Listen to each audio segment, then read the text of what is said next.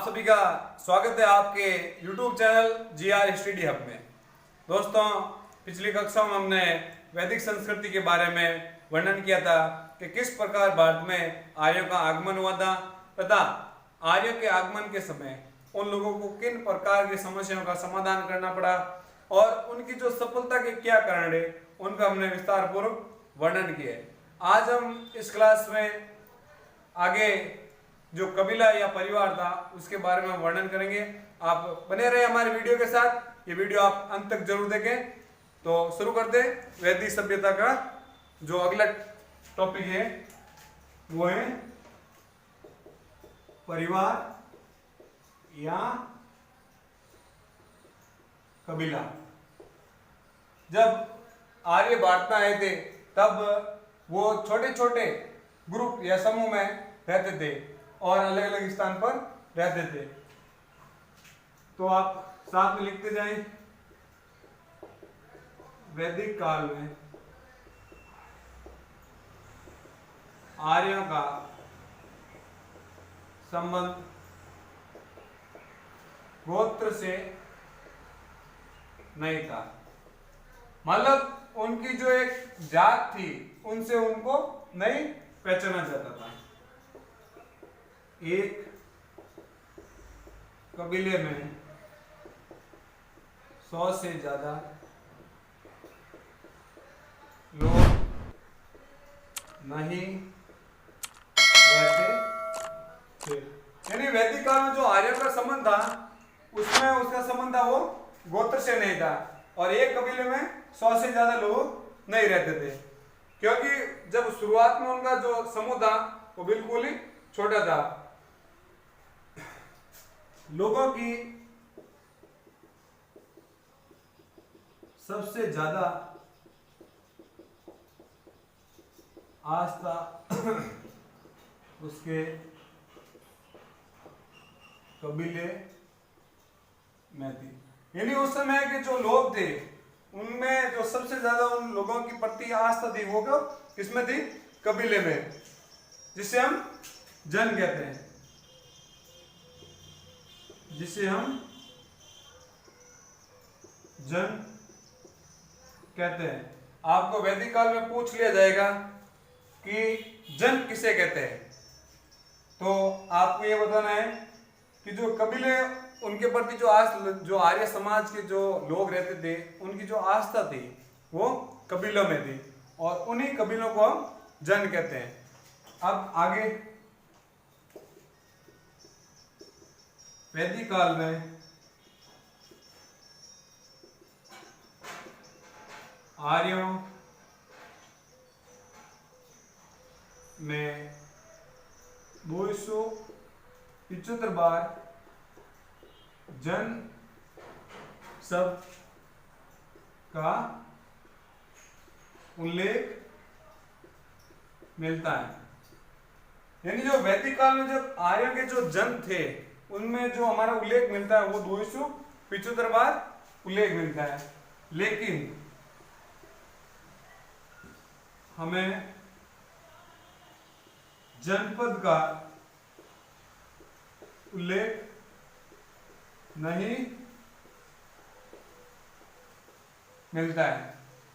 जन का उल्लेख हमें 275 बार मिलता है और जनपद का एक बार भी उल्लेख हमारे सामने नहीं आता है। तो हम इस आधार पर कह सकते हैं कि जो शुरुआत में जब वैदिक सभ्यता की शुरुआत हुई थी उसमें जनपद नहीं थे, उसमें सिर्फ जन शब्द का प्रयोग किया गया। अब इसमें आगे लिखेंगे आप कबीले का अर्थ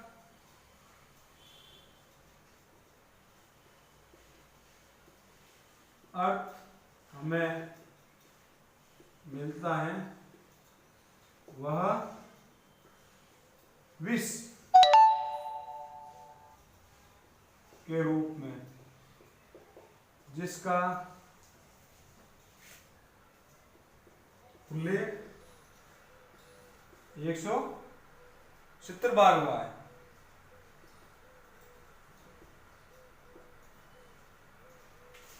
कबीले का अर्थ होता है विष, और इस विष का कितनी बार उल्लेख हुआ है? 170 बार।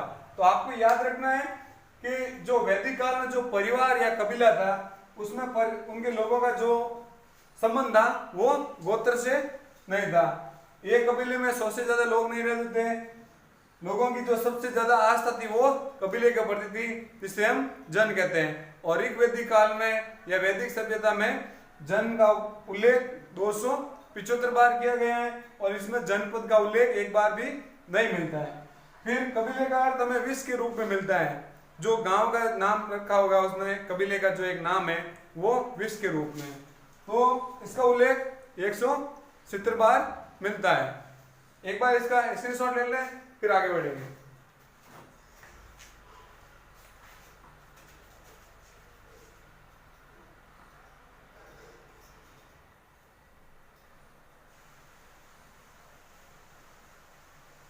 अब इसमें आगे आता है कि वैश्य नामक बहुसंख्यक का वर्ण का उदय इसी विष के समूह के रूप में होता है। तो आगे लिखेंगे हम,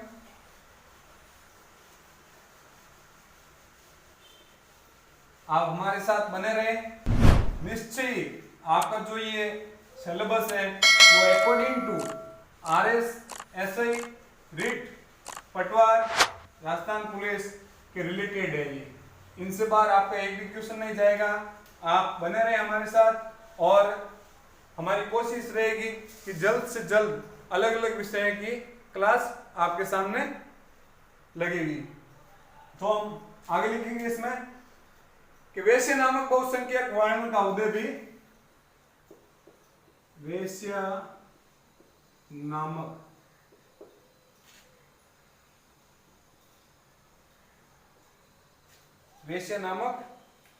बहुसंख्यक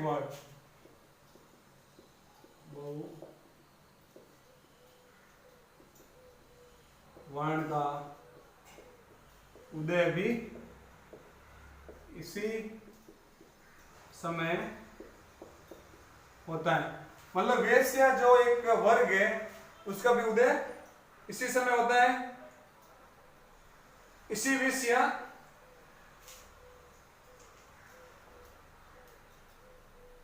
इसी कबीला या विष में होता, जो इस वर्ण का उदय होता है वो इसी कबीले या विष में होता है। अब नेक्स्ट, आरंभिक वैदिक अवस्था में परिवार का अर्थ, आरंभिक वैदिक अवस्था में परिवार का अर्थ गृह शब्द का जो ऋग्वेद में बार बार आया है, अर्थ गृह शब्द जो ऋग्वेद में बार बार आया है। यानी जब वैदिक सभ्यता की शुरुआत हुई थी उस समय परिवार का अर्थ हमें गृह के रूप में मिलता है, जिसका ऋग्वेद में इसका बार बार उपयोग लिया गया है। नेक्स्ट है हमारा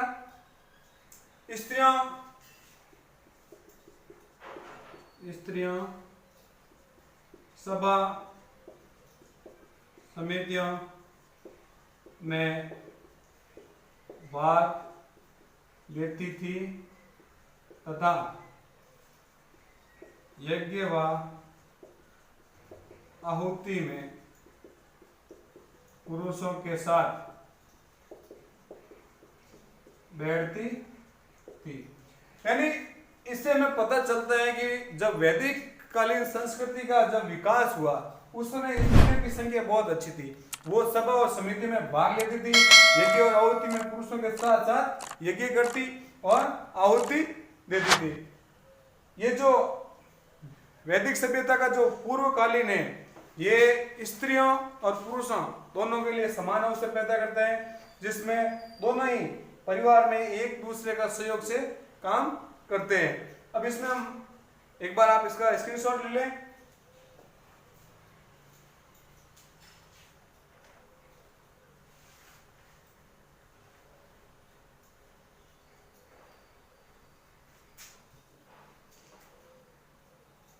वैश्य नामक बहुसंख्यक वर्ण का उदय भी इसी विष या इसी कबीले में हुआ है। वैदिक जो इसका परिवार का अर्थ है वो ग्रह के रूप में मिलते हैं, जिसका नमस्कार दोस्तों, आप सभी का स्वागत है आपके YouTube channel GR study hub में। दोस्तों, पिछली कक्षा में हमने वैदिक संस्कृति के बारे में वर्णन किया था कि किस प्रकार भारत में आर्यों का आगमन हुआ था तथा आर्यों के आगमन के समय उन लोगों को किन प्रकार की समस्याओं का समाधान करना पड़ा और उनकी जो सफलता के क्या कारण है उनका हमने विस्तार पूर्वक वर्णन किया है। आज हम इस क्लास में आगे जो कबीला या परिवार था उसके बारे में वर्णन करेंगे।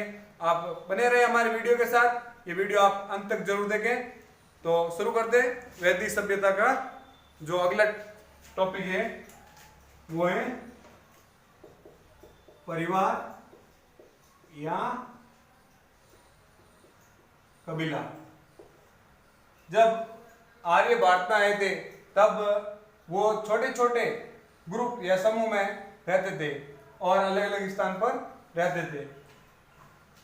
तो आप साथ में लिखते जाएं। वैदिक काल में आर्यों का संबंध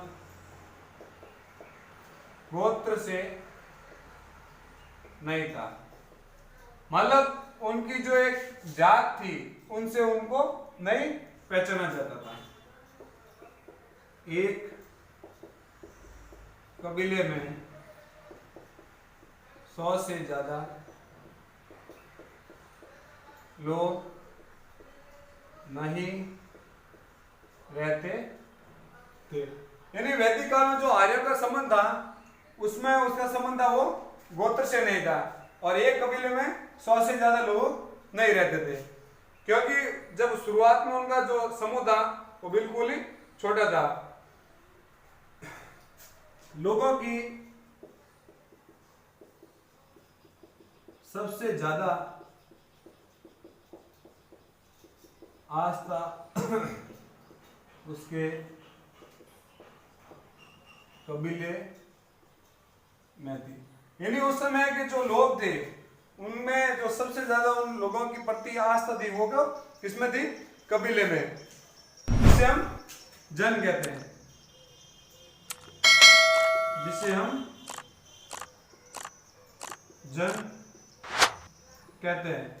आपको वैदिक काल में पूछ लिया जाएगा कि जन किसे कहते हैं, तो आपको ये बताना है कि जो कबीले उनके प्रति जो आर्य समाज के जो लोग रहते थे उनकी जो आस्था थी वो कबीलों में थी और उन्हीं कबीलों को हम जन कहते हैं।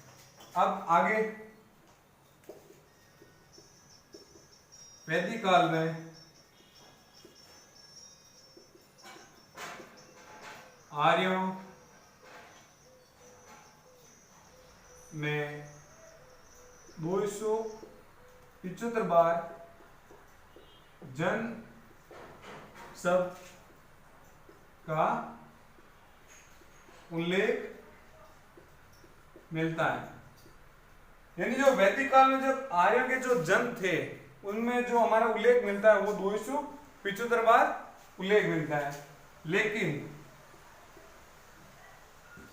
हमें जनपद का उल्लेख नहीं मिलता है। जन का उल्लेख हमें 275 बार मिलता है और जनपद का एक बार भी उल्लेख हमारे सामने नहीं आता है। तो हम इस आधार पर कह सकते हैं कि जो शुरुआत में जब वैदिक सभ्यता की शुरुआत हुई थी उसमें जनपद नहीं थे, उसमें सिर्फ जन शब्द का प्रयोग किया गया। अब इसमें आगे लिखेंगे आप कबीले का अर्थ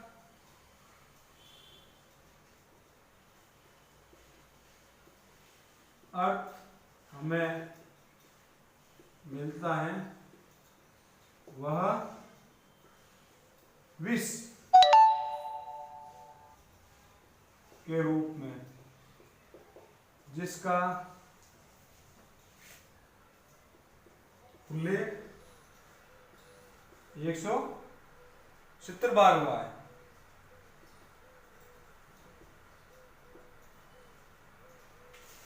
कबीले का अर्थ होता है विष, और इस विष का कितनी बार उल्लेख हुआ है?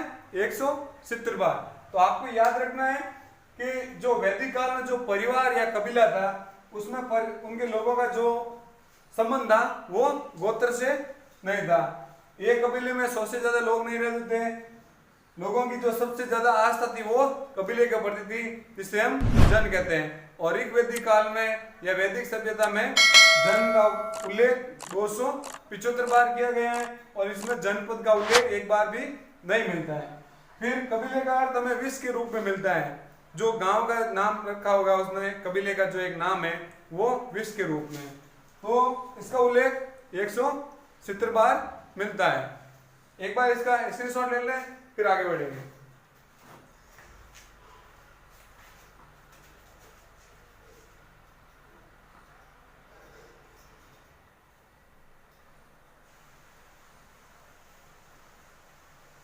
अब इसमें आगे आता है कि वैश्य नामक बहुसंख्यक का वर्ण का उदय इसी विष के समूह के रूप में होता है। तो आगे लिखेंगे हम,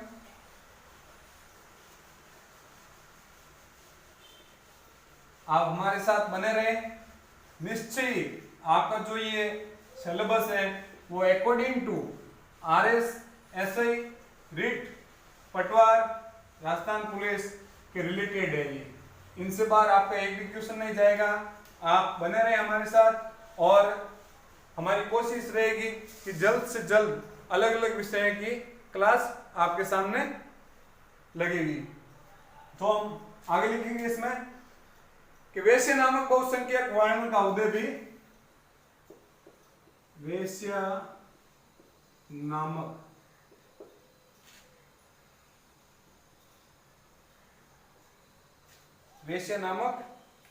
बहुसंख्यक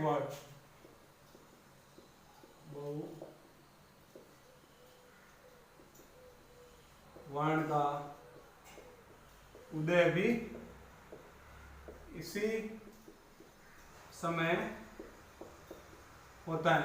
मतलब वैश्य जो एक वर्ग है उसका भी उदय इसी समय होता है, इसी विषय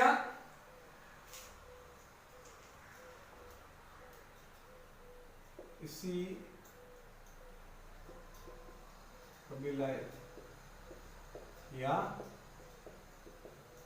विष में होता, जो इस वर्ण का उदय होता है वो इसी कबीले या विष में होता है।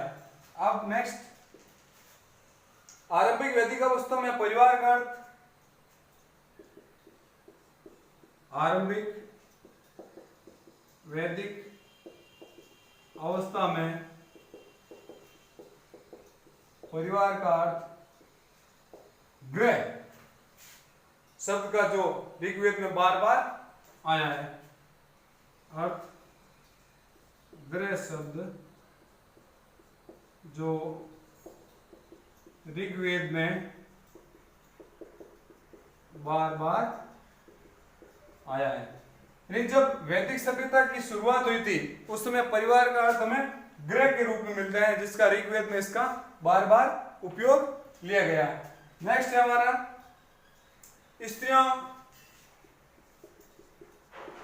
स्त्रियों सभा समितियों में भाग लेती थी तथा यज्ञ व आहुति में पुरुषों के साथ बैठती थी। यानी इससे हमें पता चलता है कि जब वैदिक कालीन संस्कृति का जब विकास हुआ उस समय स्त्रियों की संख्या बहुत अच्छी थी। वो सभा और समिति में भाग लेती थी, यज्ञ और आहुति में पुरुषों के साथ साथ यज्ञ करती और आहुति देती थी। ये जो वैदिक सभ्यता का जो पूर्वकालीन है ये स्त्रियों और पुरुषों दोनों के लिए समान अवसर पैदा करता है, जिसमें दोनों ही परिवार में एक दूसरे का सहयोग से काम करते हैं। अब इसमें हम एक बार आप इसका स्क्रीनशॉट ले लें।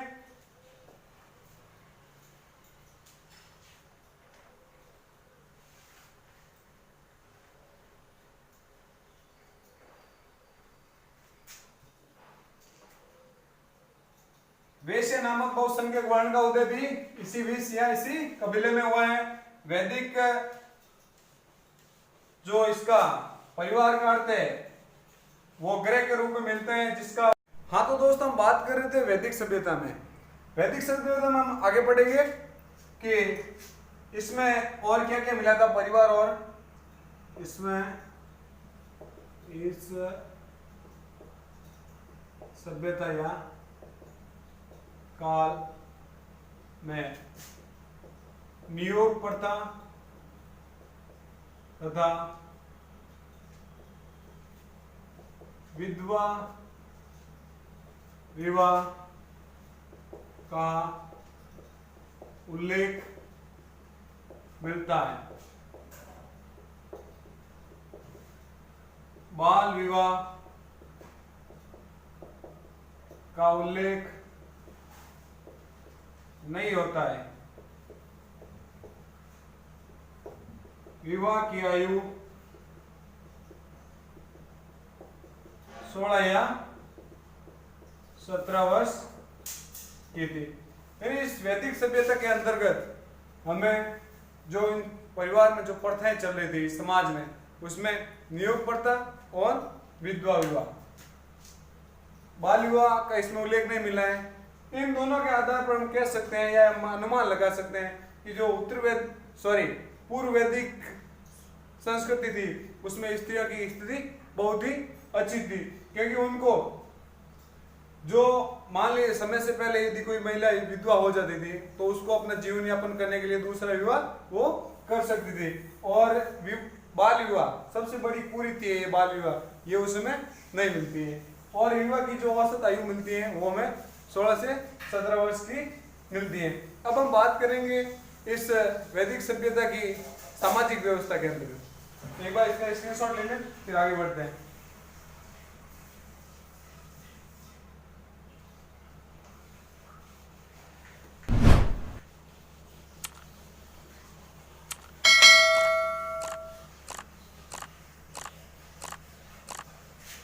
सामाजिक व्यवस्था,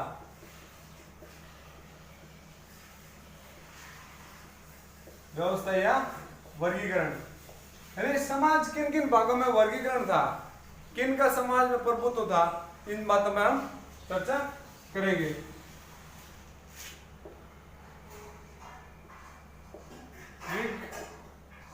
वैदिक काल में आर्यों द्वारा, ऋग्वैदिक काल में आर्यों द्वारा जीते गए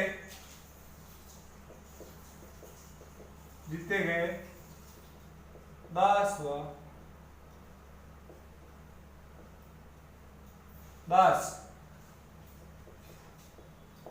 गुलाम व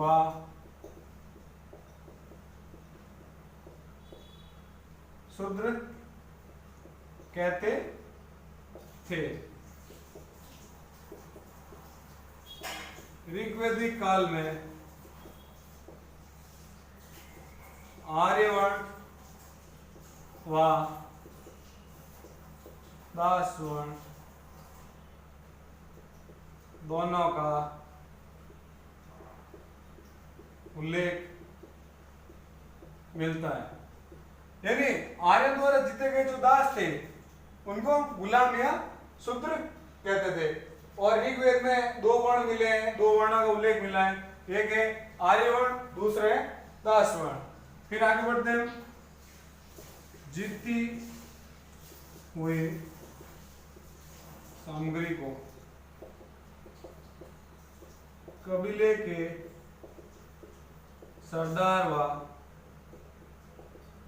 पुरोहित में विभाजित की जाती थी, जिससे सामाजिक असमानता की भावना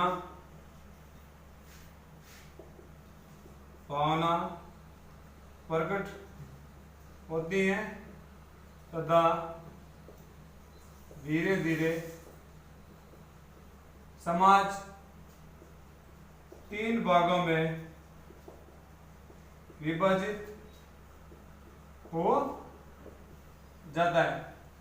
जो ऋग्वेदिक काल में आर्य वर्ण और दास वर्ण इन दो का उल्लेख हमें मिलता है। और फिर बात आगे आती है कि जितनी हुई सामग्री होती है, जब आर्य पाकिस्तान अफगानिस्तान से होते हुए सिंध से पंजाब और फिर भारत आए, तब वो भूमि पर कब्जा करते हुए आगे बढ़े थे।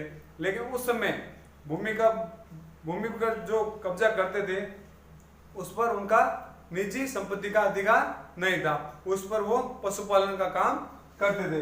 लेकिन धीरे धीरे समय बदलता गया और जो जीती हुई सामग्री है वो कबीलों के सरदार और पुरोहितों में बांटी जाती थी, क्योंकि उनका ज्यादा सहयोग रहता था, तो इस आधार पर उनको हिस्सेदारी भी ज्यादा मिलती थी। लेकिन इस कारण जो एक नई समस्या उत्पन्न हो गई वो थी सामाजिक असमानता की। सामाजिक असमानता धीरे धीरे उत्पन्न हो जाती है और समाज को 3 भागों में विभक्त कर दिया जाता है।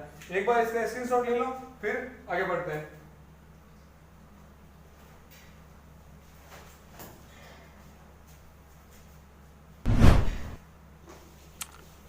फिर बात आती है समाज किन किन भागों में विभक्त हुआ है।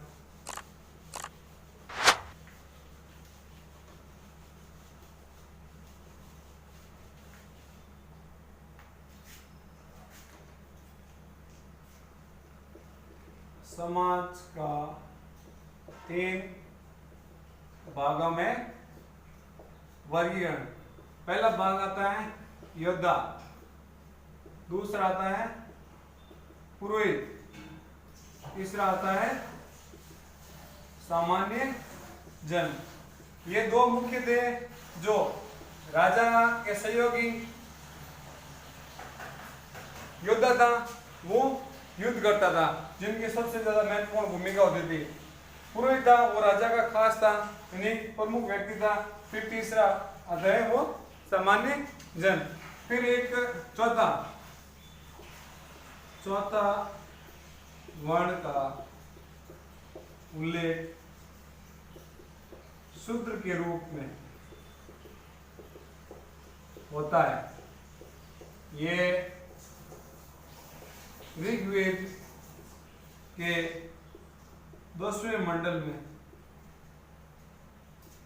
इसका उल्लेख किया गया है। यानी चौथा वर्ण जब आता है वो शूद्र के रूप में आता है। यह ऋग्वेद के 10वें मंडल के रूप में या 10वें मंडल में इसका उल्लेख किया जाता है। अब हम बात करते हैं आगे। ये वर्ण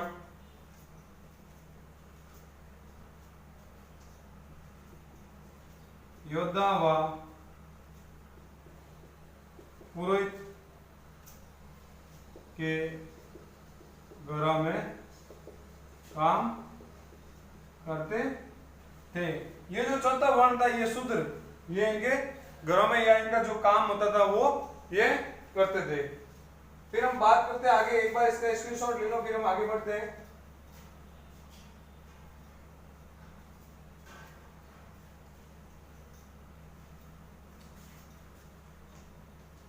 एक और चीज, ऋग्वेद में या ऋग्वेद का जो युग है का युग व्यवसाय के आधार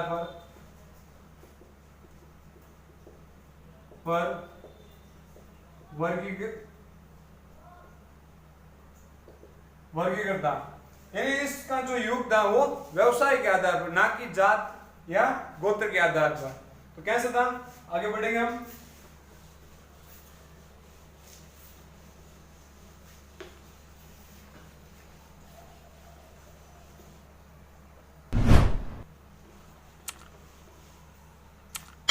जैसे इसमें ऋग्वेद में एक व्यक्ति कहता है, ऋग्वेद में एक व्यक्ति अपना परिचय करवाता है कि मैं एक कवि हूं तथा मेरे पिता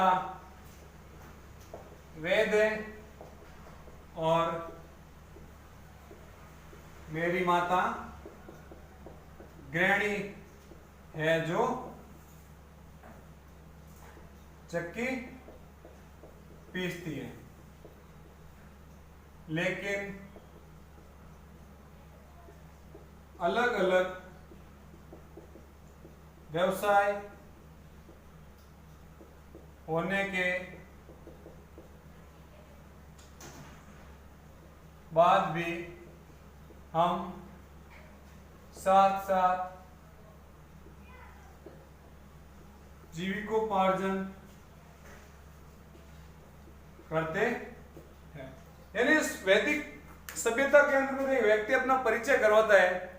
वो कहता है कि मैं एक कवि हूं, कवि का कार्य होता है रचनाएं करना, और मेरे पिता वेद होते हैं और मेरी माता गृहिणी जो चक्की पीसने का काम करती है। हम तीनों का अलग अलग व्यवसाय है, लेकिन फिर भी हम एक साथ रहकर अपना जीवन जीते हैं। तो इस आधार पर हम ये अनुमान लगा सकते हैं कि जो वैदिककालीन सभ्यता थी उसमें जो वर्ग अलग अलग थे वो गोत्र या जाति के आधार पर नहीं, अपने व्यवसाय के आधार पर थे।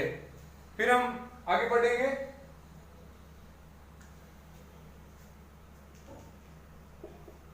गाय, रथ, दास, दासियों को दान में दिया जाता था। देखो, आर्यों का प्रिय पशु था वो गाय थी। गाय के लिए इन्होंने युद्ध भी किए। तो जो धनी व्यक्ति या कोई धार्मिक अनुष्ठान यज्ञ वगैरह करवाते थे उस समय ये लोग गाय, रथ, दास, दासियों का दान दिया जाता था। ये दान अधिकांशतः पुरोहितों को दिया जाता था। अब आप बात आगे करेंगे।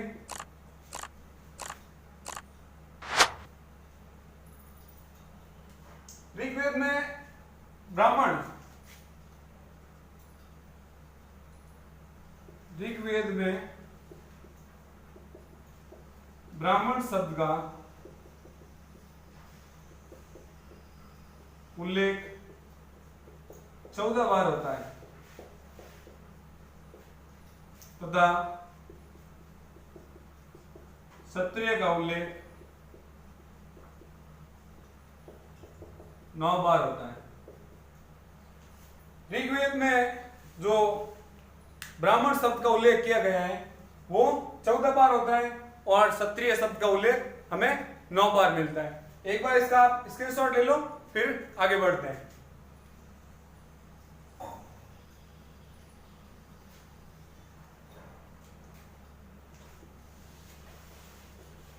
तो ऋग्वेद में ब्राह्मण शब्द का उल्लेख कितनी बार होता है?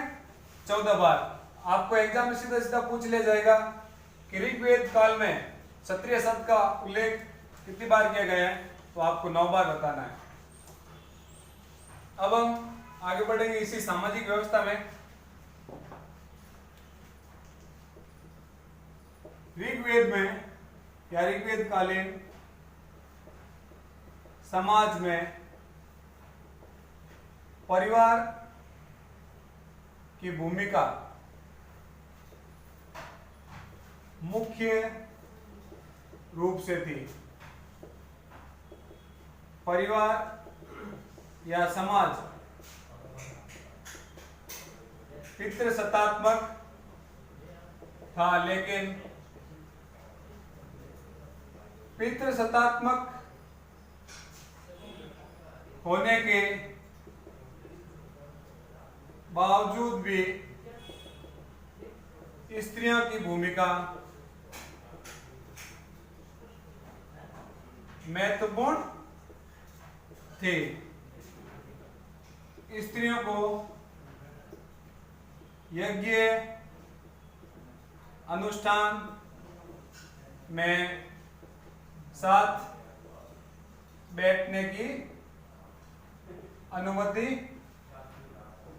प्रदान थी। यानी ऋग्वेद काल में जो समाज का जो परिवार था उसकी महत्वपूर्ण भूमिका थी, और जो समाज था वो एक पितृसत्तात्मक था। पितृसत्तात्मक समाज होने के बावजूद भी वहां पर स्त्रियों की भूमिका महत्वपूर्ण थी, क्योंकि उसमें स्त्रियां सभा और समिति में किसी विचार विमर्श में अपना योगदान बराबर देती थी, और धार्मिक अनुष्ठान जैसे यज्ञ है उनमें भी बैठने की अनुमति उनको प्रदान थी। स्त्रियों को